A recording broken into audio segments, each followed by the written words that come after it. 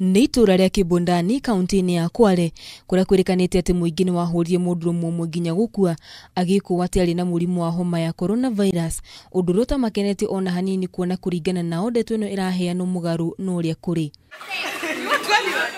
Mũciĩ kwa Mesalimu kũbungwa nĩkuo mũndũrũme ũyũ erĩkanĩte kũingĩra ethaĩte na mahiga mathaa ma ũtukũ, na rĩrĩa mũndũrũme ũyũ ahingire mũrango mũtumia ũyũ Nobu augire ĩrĩa yagucĩrĩirie mũingĩ wa itũra rĩrĩ. Akaingia mwangu ndani ya nyumba, ikabidi sina cha kujitetea isipokuwa nipige kelele. So unajua ukipiga nduru watu wanakuja. Basi kukaja watu. Ndio vijana wakaanza kumshambulia sasa. Hili ndio hili jiwe mbona alikosea mtu. Kama angempata, angepona kweli.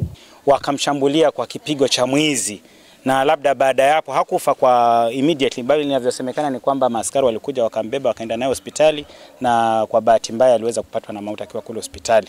Riboti iria iracokire gukora andu a itura riri ni ndeto iria maugite ni cia muhuhu magikuruhanio na gutungia mũndũrũme o haro ya gĩkuũ akĩrĩkana ati ararĩ na mũrimũ wa homa ya coronavirus. Wakamshambulia kwa kipigo cha mwizi, na labda baada ya hapo hakufa kwa immediately, bali inavyosemekana ni kwamba maaskari walikuja wakambeba wakaenda naye hospitali, na kwa bahati mbaya aliweza kupatwa na mauti akiwa kule hospitali.